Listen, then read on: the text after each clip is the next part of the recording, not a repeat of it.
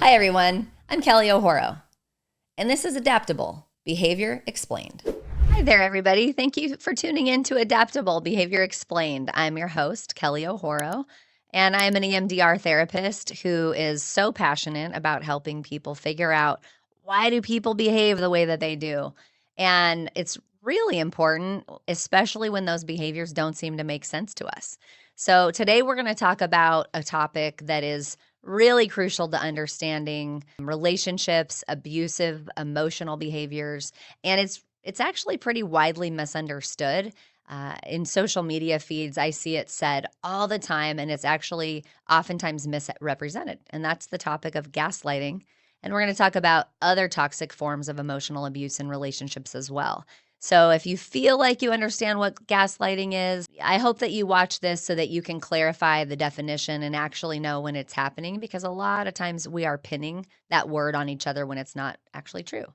But ultimately, if someone is gaslighting you, these behaviors can erode trust, erode self-esteem, our overall mental health, and can really leave traumatic scars in us if we are in a relationship for a long time where that behavior is done over and over again. So if you've ever felt confused or doubted your own reality or struggled with toxic dynamics in conflict, this episode will be for you. And if you know someone else that this will likely resonate with, I really encourage you to share this with them, because the more we know, the more we can empower ourselves with allowing for changes in our relationships and in our lives. So let's get started. First of all, gaslighting, it's a form of psychological manipulation. The function of this is the person or the group, sometimes it's done in a large group, makes someone question their own reality, their own memories, their own perceptions. And it's a really manipulative tactic. It's often used to gain power and control over someone that they want to victimize. So let me give you some examples of gaslighting. This might look like denying events that a victim clearly remembers. And they might say, that never happened. Or this is perhaps dismissing the victim's feelings or perceptions, saying something like, you're being too sensitive, or everything bothers you, or everything makes you raw. That would be a classic form of gaslighting. Another thing that's common would be twisting facts to make the person doubt their own sanity. You're imagining things. This is not what I'm doing. You know, you're paranoid, or name calling, or things like that, especially when the thing that the person is fearful about or talking about is actually happening. Gaslighting can make you feel confused. It can make you anxious, and it really makes you question and trust your own judgment. And it's important to think about these tactics and understand that they are forms of emotional abuse. These are not things that you do to someone that you're not trying to coerce or control, which is not a loving behavior. It's not even a slightly respectful behavior.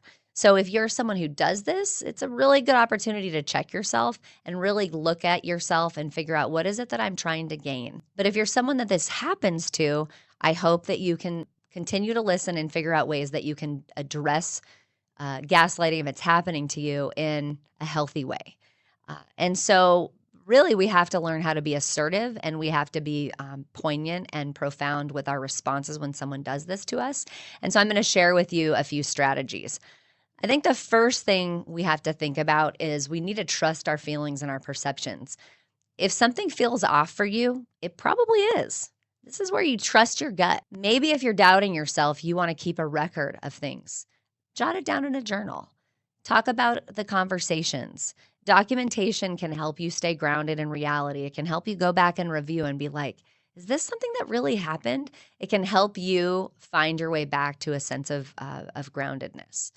I talk about boundaries in a lot of my episodes. There's a clear weakness in so many people about how to set boundaries, but setting clear boundaries is really necessary if you're in a relationship with someone who has a pattern of gaslighting. You have to let them know that their behavior is unacceptable, and you have to stand up for yourself in an assertive way. And there has to be a consequence to it if they continue the behavior. Hey, I want to be in relationship with you, but like I've talked about in other episodes, boundaries are a pathway to intimacy and connection. So you need to be able to say to the person, that treatment toward me is unacceptable. I'm not okay with it. And if you want me to remain in relationship with you, you have to work on that. Obviously, this type of behavior is often practiced and it's often a habit, and the dynamic of of an interaction cycle in a relationship might be more susceptible to it depending on, if you're the victim of it, your willingness to set assertive and a healthy boundaries for yourself. And so if you don't have a good practice of that, it's important that you seek support from friends or family or a therapist, because having someone in your corner that can help you validate your experience, can reinforce your sense of reality, is necessary, especially if this is something that's happened to you over and over again. I also think it's important for you to have friends that are good, honest sounding boards. And that way, if you think this is happening, but they witness something as different and they don't see it to the same degree, that you're willing to look at that too. You're willing to assess, am I being more sensitive or triggered because of the way others before me have treated me? And I'm accidentally projecting onto someone else that that's happening again, even when it's not. So again, we want honest sounding boards or accountability partners in our corner to uh, help us understand and ascertain truth about things that we think are happening. But really, it's important to remember that you have the right to your own experiences, you have the right to your own feelings, and it's not fair to allow anybody else to undermine your reality. Truthfully, I mean, you have a right to your perspective, regardless of others agreeing with you or not. So now we're going to talk about other toxic forms of emotional abuse. Gaslighting is just one form of emotional abuse. Now we're going to talk about things that can occur in relationships and are maybe a little bit more frequent flyers. Manipulation and control are one of the top behaviors that I would consider frequently happening in a lot of high conflict relationships. And this would include tactics like isolating someone, socially isolating them, someone who feels control or takes control over the finances or puts on you financial restrictions, and limiting your access or your resources to things without conversations about how are we going to manage this as a collective. So an example might be a partner that might control who you see, when you see them, how you spend your money, or how you make decisions about money. And that can be really terrifying if you're in a relationship with someone that does that. I've seen in my work with clients many times where, let's just say, like a stay-at-home mom who's not bringing in any financial capital into the relationship feels like that's happening in her marriage. And the first thing I ask is, that's something that they have said to you? Or is that just something you feel because of your insecurity about the fact that you don't bring in any financial contribution to your family's welfare? And then we start talking about what it actually would be paid if you were getting paid to be the house manager and the nanny and the medical assistant and everything else, and the cook and the cleaner of your home. I mean, you would be paid a pretty hefty salary. I would say upwards of $150,000 to $200,000 a year if you're a stay-at-home mom for what you do. And so we start talking about the reality of that, but also it's about recognizing that if this hasn't been put on you and you're not being manipulated or coerced with that, then this is an opportunity for you to stand up and assert your balanced place in your relationship. Another toxic behavior that's emotionally abusive is chronic jealousy or accusations of infidelity when the person has not done anything to have earned that. This can create a lot of insecurity. It makes someone feel resentful if they're being accused of something that they're not doing. And accusing a partner of cheating or being unfaithful can create a lot of toxicity in the relationship and a lot of mistrust and insecurity. And so typically I've experienced where someone is constantly anxious of or accusing a partner of infidelity or jealousy as a kind of an undertone. They have been poorly treated in the past by someone before their partner most of the time. And that has brought forward this fear that it's going to happen again. And so they're kind of constantly waiting for someone to be untrustworthy. And it's really painful to have that accusation coming at you all the time. It's also really painful to be someone who feels that way. So this is a good opportunity to get some therapy related to that occurrence. Another thing that can happen for someone who's emotionally abusive is the constant invasion of privacy. Snooping through personal belongings, reading private messages, tracking movements, or stalking where people are on the apps without them knowing or without consent. These are all violations of privacy. And so we want to have open conversations about what is being monitored, and then really have the person look deeply at what is it that's going on with you that you feel like you need to. There's kind of a joke in my family because my husband tracks me, and I'm like in 2 or 3 different places ever. I'm at work or I'm at home, or like I don't go do a whole lot. But it's funny because if I'm late, he says, I tracked you, and I noticed that you were still at the office and I wanted to make sure you were okay. And I asked him, what's that about? I don't care. I'm not doing anything that I need to hide. But he's like, every time I hear, fire trucks go by, I check where you are.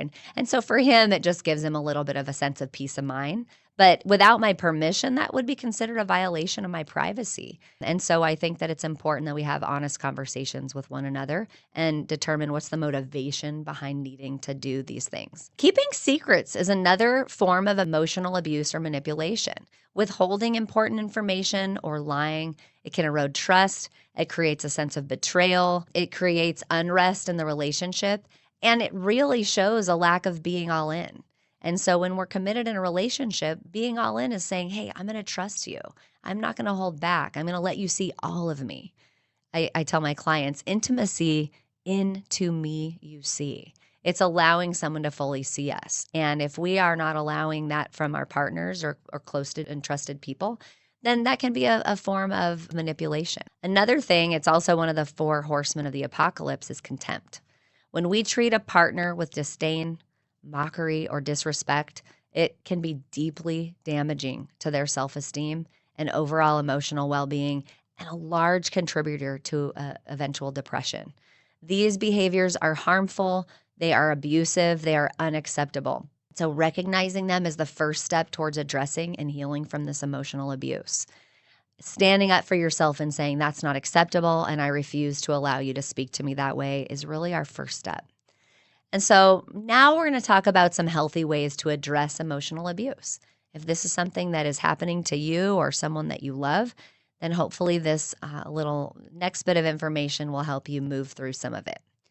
Dealing with emotional abuse requires strength, it requires resilience, and it requires a decision to stand up for yourself.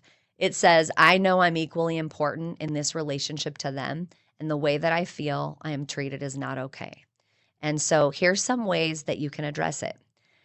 I know that in every podcast, people talk about assertive communication and they talk about I statements. But if we don't learn how to make I statements effectively and talk about how we feel emotionally when something specific happens and what we want to see differently, and even the story that we make up about ourselves, we're going to sound like we're blaming or attacking, and ultimately we're going to create defensiveness in our listener. And so I highly recommend that you learn how to communicate assertively. I've got a whole episode on how to communicate with assertive communication, and I have a whole bunch of information on how to talk about the sentences that I just shared with you if you need some practice with it. But ultimately, we have to assert ourselves. We have to speak up for what we need, what we want, and we have to set, and more importantly, we have to enforce boundaries. We have to be clear about what's okay with me, what's not okay with me, what's acceptable or unacceptable, and really what the consequences are going to be or that are going to follow if those behaviors continue. If that doesn't work or you need help figuring out how to do those things, I recommend reaching out, get professional help. Therapists can provide support. They can help you learn how to communicate. They can validate your experience. They can also help you consider what might be going on in the other person, which helps us to kind of broaden our perspective. We can learn strategies for coping with the emotional abuse. And ultimately, we can address, if you see a trauma therapist, the trauma that has happened based on long treatment of emotional or toxic abusive behavior. But it's really important to have a support network. Surround yourself with people who respect you, that'll validate your experiences, not keep you in the blind, be honest with you, but ultimately a strong group, a tribe to help you move through a relationship to make these changes. Now, these changes can be made, especially if you have a willing partner and you're willing to stand up for what you deserve. And while you're doing all of this, I encourage you to prioritize your self-care. You want to engage in things that feel nurturing for you, for your own mental and emotional well-being. Remember that you deserve to be treated with respect and you deserve to be treated with kindness. And I encourage you not to tolerate toxic behaviors in your relationship. It doesn't have to be black and white. It doesn't have to be, I'm leaving because they're bad. It can be, I'm going to learn a new way to express myself within this relationship, and maybe, just maybe, allow for the elicitation of change. And a lot of times people don't know better. We do what we can with what we know. And if they are taught this behavior is not acceptable, and there's a likely chance that it's going to cost me my relationship if I don't get a handle on it, then there's an opportunity for growth there. And I believe that people have limitless opportunity for growth when they decide that they're willing to look at their behaviors. So let's kind of just review. Gaslighting, it's a form of psychological manipulation. It makes us question our reality, and assertive responses and support can help you address the gaslighting. Remember, other toxic forms of emotional abuse, including manipulation, jealousy, invasion of privacy, secrecy, and contempt, these are not helpful, and we've got to get good at standing our sacred ground about them. Learning healthy communication, setting healthy boundaries, and of course, exercising self-care are all essential in addressing emotional abuse. So I want you to think about your life, your relationships. What patterns in your relationships might be toxic or abusive, either by someone else or by yourself? Hopefully, you learned some things about these patterns and behaviors in your relationships. And hopefully, you're willing to share this with someone that it might resonate with or could use some support. It's a gift to give someone more information about something they might be struggling with. And of course, if you found this episode helpful, please leave a review, share it with someone else. Don't forget to subscribe so that you don't miss a future episode. And like always, please comment if there are shows that you would really like to learn more about, and I'd be happy to look at delivering for you. So connect with me on social media through my website or through my Instagram, Kelly O'Horo. Again, thank you so much for tuning in. I hope that you found this helpful. And until we meet again, don't forget to lead with love. It'll never steer you wrong.